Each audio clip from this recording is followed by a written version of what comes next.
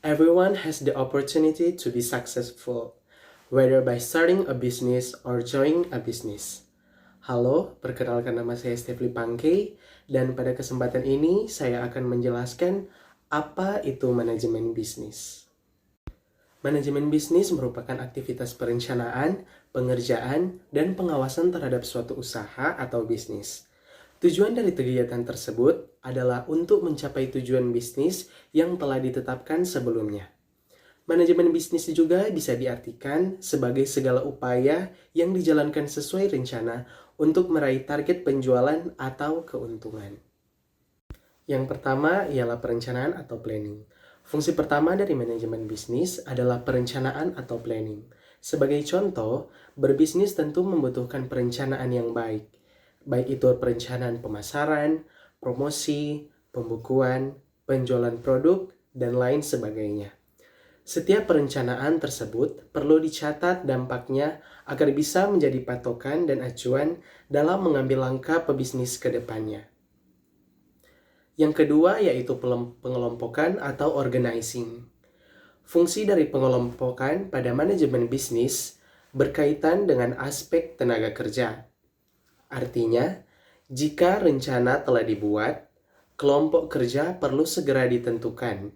Tentunya, pastikan setiap individu pada kelompok kerja tersebut telah memiliki porsi tanggung jawab dan kemampuan pada bidangnya masing-masing yang setara. Sebagai contoh, yaitu tim pemasaran, tim gudang, tim administrasi, dan sebagainya. Yang ketiga, pengelolaan sumber daya atau staffing. Terkait staffing, fungsi ini berkaitan dengan sumber daya di suatu perusahaan, seperti mesin produksi, bahan baku, dan sarana pendukung lainnya.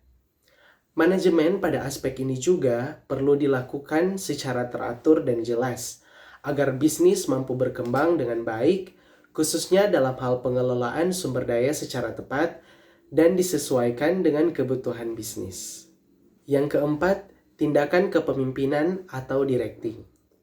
Fungsi yang keempat yaitu tindakan kepemimpinan yang terus dilakukan untuk memberi semangat kepada tim agar mampu bekerja sesuai target yang telah dibuat dari awal. Hal ini penting dilakukan karena tidak dapat dipungkiri jika gairah karyawan bekerja bisa saja menurun seiring berjalannya waktu. Karenanya, peran pemimpin untuk ikut terjun dan melihat langsung perkembangan kerja tim perlu dilakukan, termasuk memberi masukan, pemahaman, dan arahan saat ada sistem kerja yang dirasa tidak sesuai dengan rencana yang telah ditentukan. Yang kelima, pengawasan atau controlling. Fungsi yang kelima ini terkait dengan pengawasan yang mengacu pada observasi atau pengecekan sistem kerja, apakah sudah dilakukan sesuai dengan rencana atau tidak. Melalui aktivitas pengawasan ini, poin penting terhadap jalannya suatu bisnis bisa diketahui dan dapat menjadi bahan evaluasi selanjutnya, termasuk mengenai kendala atau masalah yang terjadi. Demikian pembicaraan saya mengenai manajemen bisnis. Setiap peluang bisnis memiliki kesulitan, dan setiap kesulitan di dalamnya mempunyai peluang menghasilkan keuntungan. Sekian dan terima kasih.